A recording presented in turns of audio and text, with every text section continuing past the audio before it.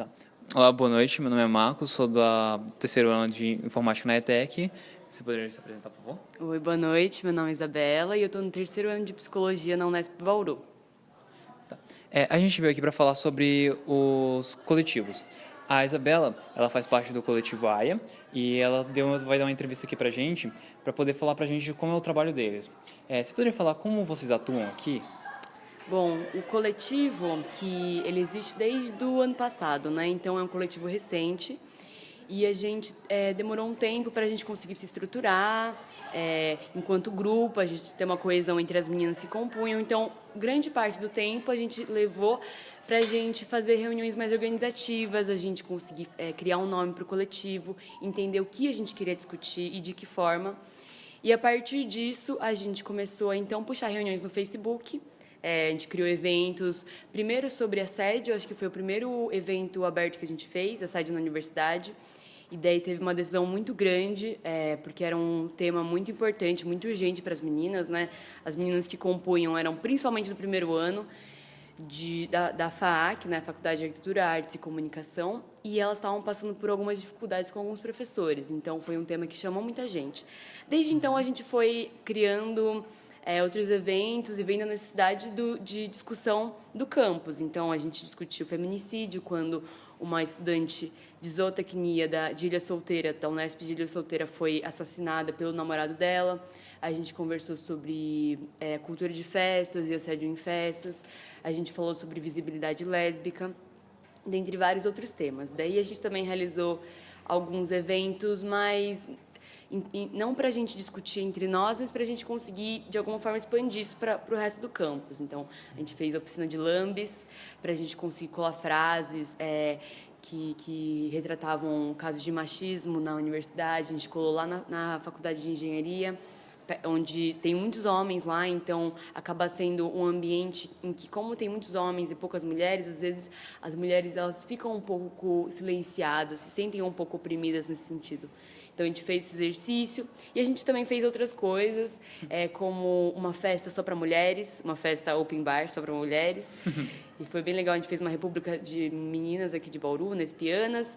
Teve mulheres fazendo flash tattoo, vendendo comidas veganas, vendendo arte. E daí também a gente fez vários outros eventos que eu não vou lembrar agora, mas é nessa linha que a gente costuma fazer.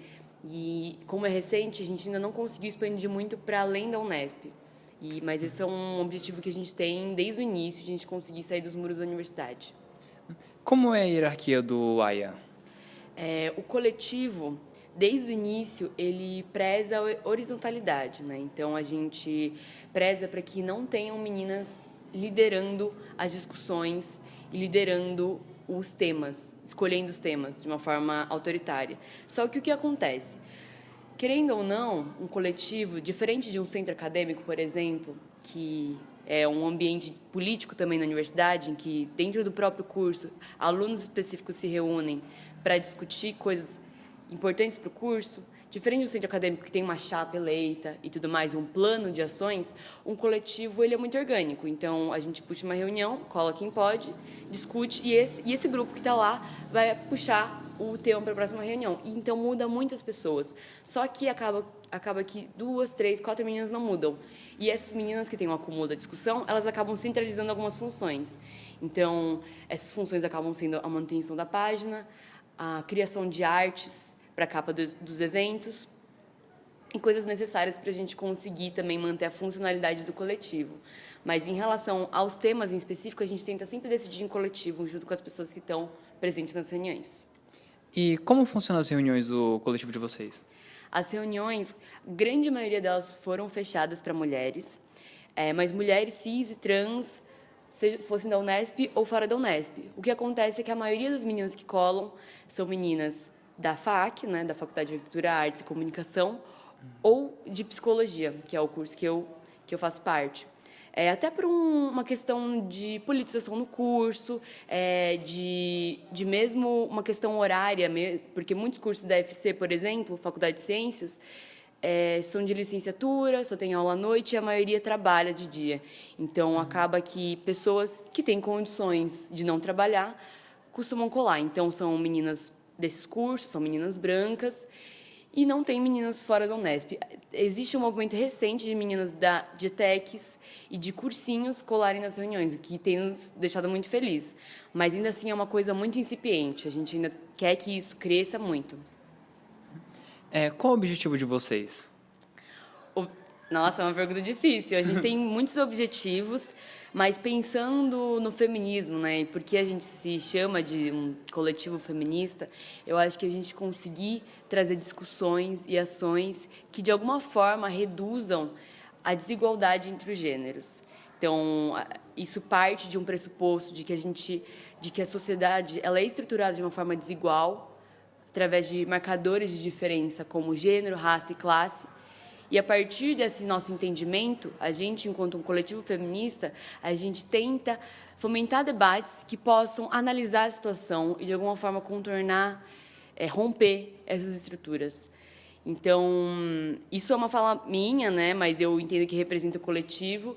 E, dentro desse contexto amplo, objetivos mais específicos é principalmente politizar as meninas do campus, porque a gente entende que a universidade acaba sendo um lugar de politização. As meninas chegam no ensino médio ainda com uma visão política muito simplificada ou então dispersa.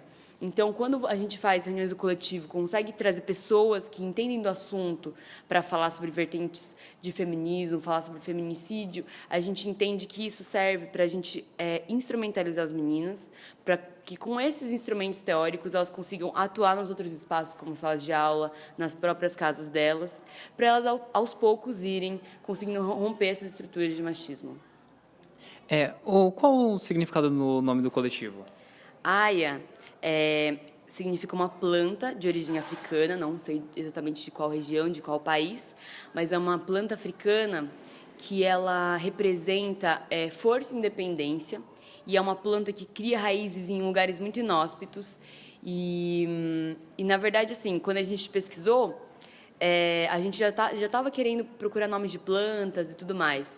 Então, quando a gente encontrou esse nome, ainda mais com essa origem africana, né, que remete, então, a outras questões que a gente considera importantes discutir, né, por exemplo, com esse diálogo que a gente tenta implementar com o Quimpa constantemente, a gente considerou que seria significativo, além desses significados mais abstratos da planta, também essa origem histórica dela. Como vocês fazem para chamar novas pessoas para se tornarem membros desse coletivo? Isso é uma questão muito difícil, porque, assim, hoje em dia, a gente acaba ficando restrito à internet, né, ao Facebook, porque todos os nossos eventos eles são divulgados pelo Facebook. Então, a gente tem uma página e a gente tem um número reduzido que curte a nossa página, então são quase 1.000 pessoas, mas desses 1.000, muitas já se formaram, muitas são pessoas que não estão mais conseguindo frequentar a reunião e são as pessoas que acabam vendo nas nossas postagens. Então, o alcance fica reduzido nesse sentido. Além disso, com os eventos, a gente convida pessoas que a gente conhece. Então, eu conheço pessoas de psicologia e pessoas de arquitetura, design, etc. Cursos que acabam dialogando mais em festas, em momentos de lazer. E isso acaba restringindo muito, porque, por exemplo, eu não tenho muitas amigas de engenharia. Isso restringe o alcance do evento, restringe a possibilidade de elas saberem que vai ter um evento. Então, quando você pergunta de como a gente chama, acaba sendo dessa forma, pelo Facebook. Aconteceu de algumas vezes a gente passar em salas, o que é o método mais eficaz para a gente chamar pessoas para colar nas reuniões.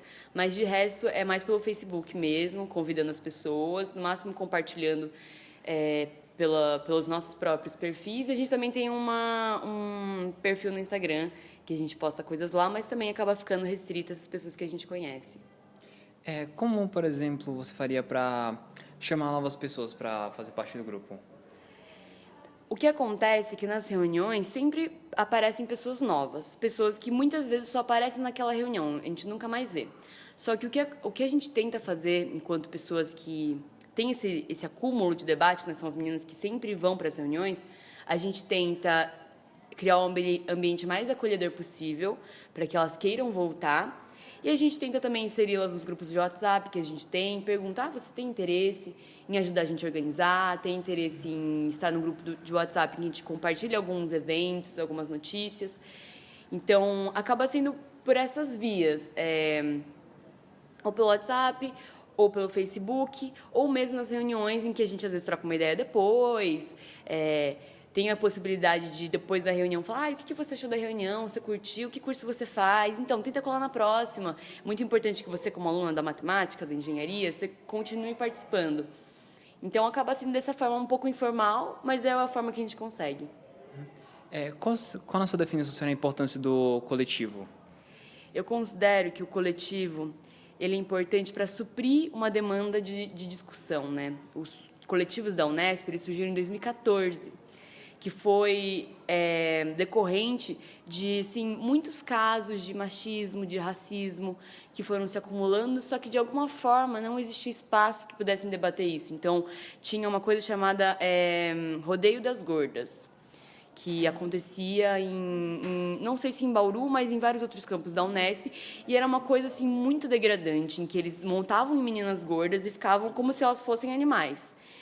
E isso era uma coisa muito comum, muito praticada, e segundo uma professora de Marília, que estudou muito gênero e sexualidade, coletivos, que foi um dos motivos mais nevrálgicos para isso dar vazão aos surgimentos dos coletivos.